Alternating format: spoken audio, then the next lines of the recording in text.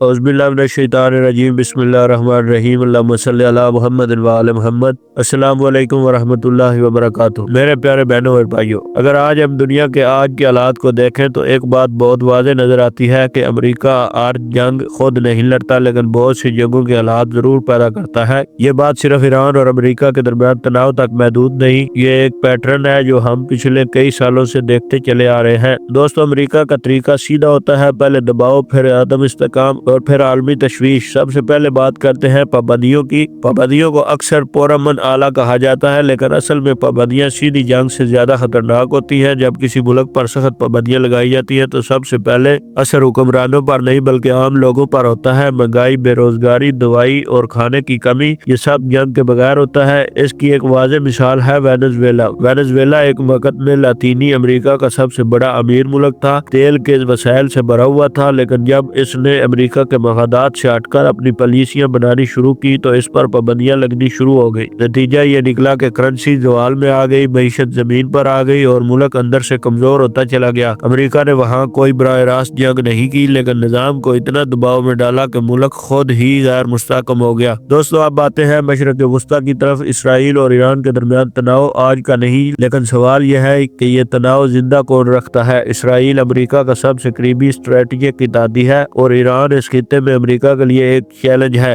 America का फायदा इस बात में है कि ये तनाज़ा मुकम्मल जंग में ना बदले, लेकिन कभी खत्म भी ना हो। इस तरह हथियारों की सनत चलती रहे, इत्तेहादी इन्हिसार में रहते हैं और अमेरिका सिक्योरिटी फराहम करने वाला बना रहता है। दोस्तों, ये खौफ का तवाज़ुन है। ईरान पर पाबंदियां, इसराइल को फौजी इमदाद और खित्ते में मुसलसल तनाव, इस सब का सबसे बड़ा नुकसान कैसे होता है आम लोगों को, चाहे वो ईरान के हों, फलस्तीन के हों या किसी और मुल्क के हों।